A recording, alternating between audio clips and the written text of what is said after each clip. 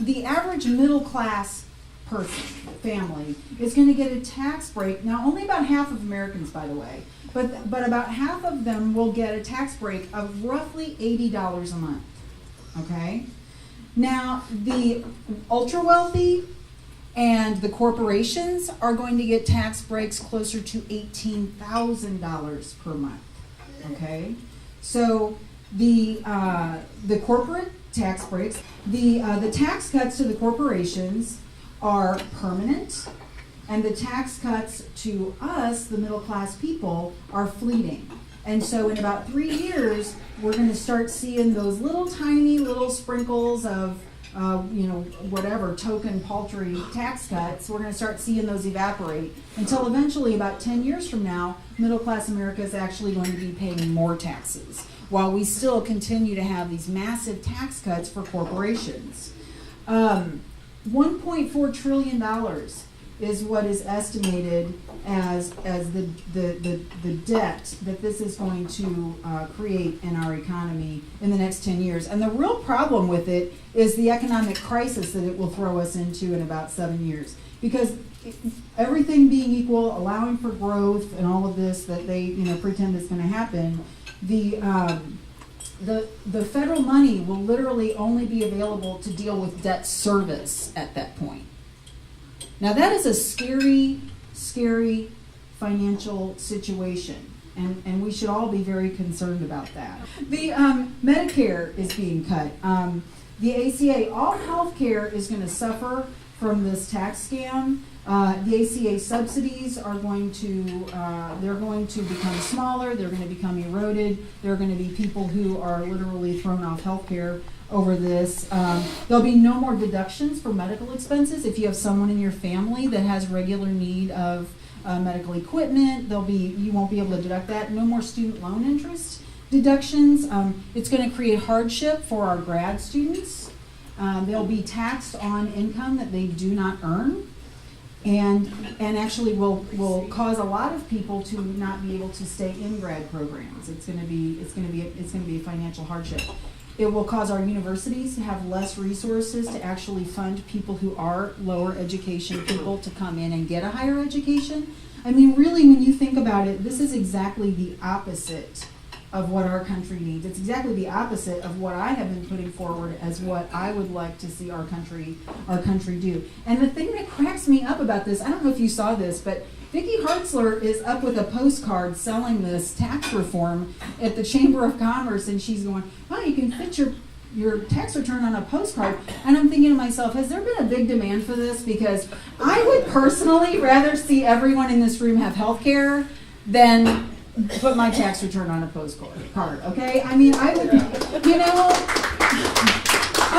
really, I would like for all of our children to go to school and to better themselves and to better our country and to better our economy. I mean, all of these things are pretty common sense things when you think about it. And the other thing that gets me about the way that this tax reform is being sold is as a jump start to our economy. Or we're going to get our economy going again. Well, let's think about this for a second.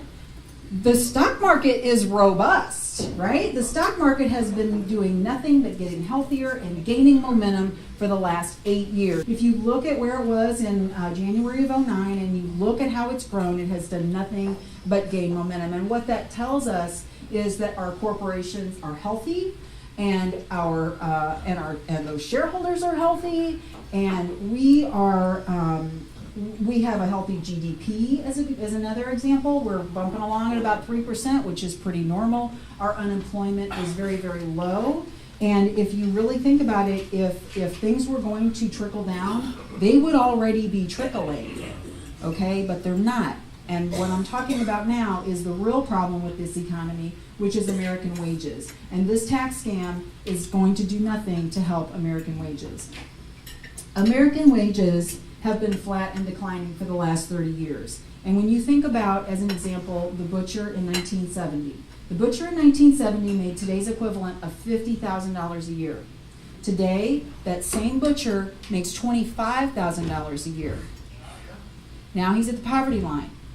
So if he's going to work 40 hours a week, he's not bringing home a satisfying living to help his family. He's got to work 60 and 70 hours a week just to stay even. And when he's doing that, who is home parenting the children, instilling those family values that we all know are so important? I mean, when you really think about it, the family is the foundation of this country. And what our government's role should be, it should be to help that foundation. It should be to help build that foundation.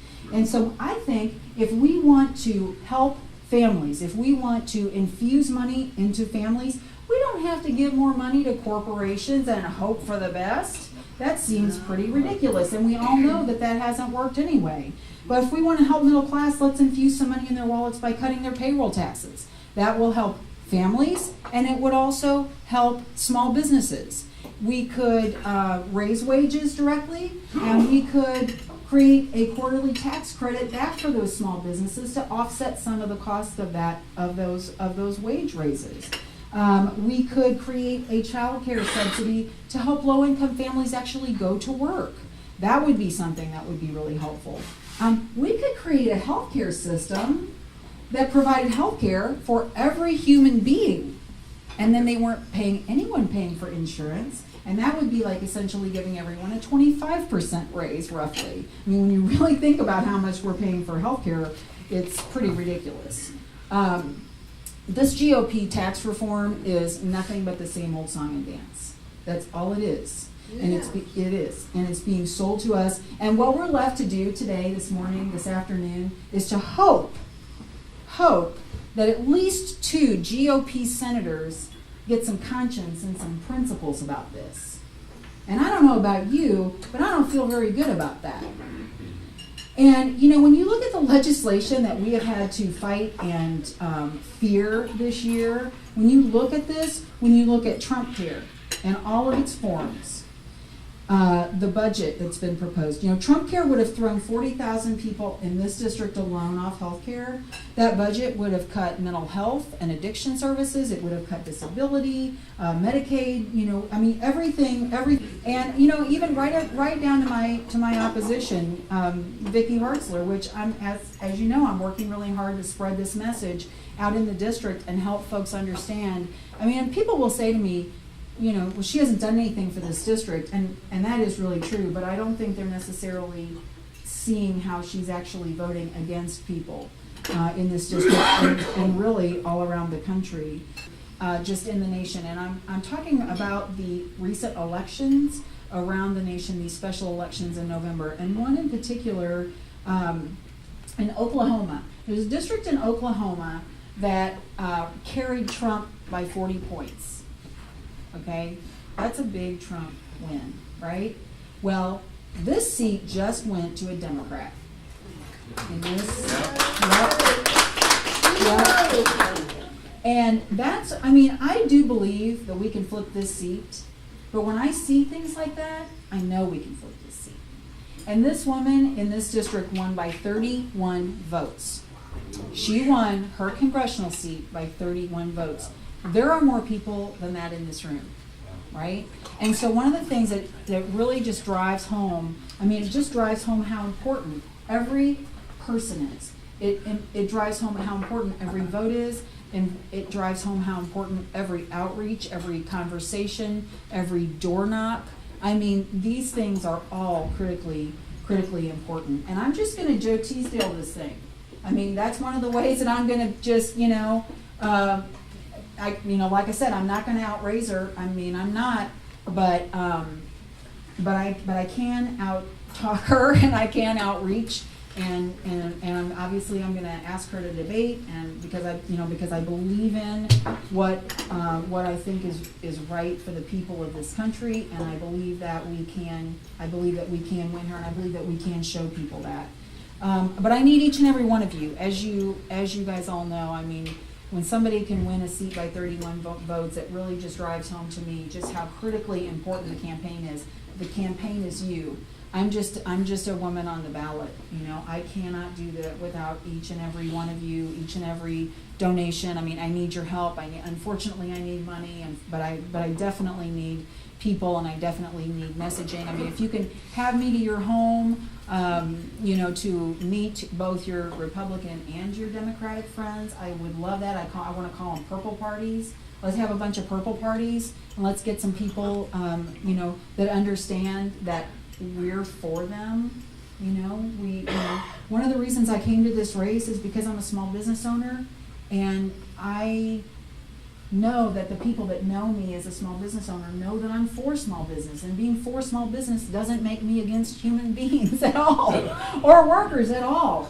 You know, and I think that we need to be thinking about this a little bit more like the top 1% versus the bottom 99%, instead of left versus right.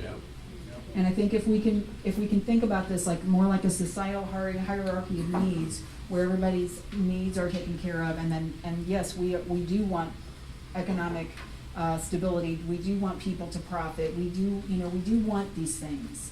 I mean, we're for America. You know, we're for Americans, and we just need to put all that right and left stuff aside, and Republican and Democrat stuff aside, and just vote American again. You know, and I know that we're going to get there. I really do. I think 2018 is the best chance that we have to flip this seat, and I'm going to work every single day to make that happen. And I appreciate you too helping me.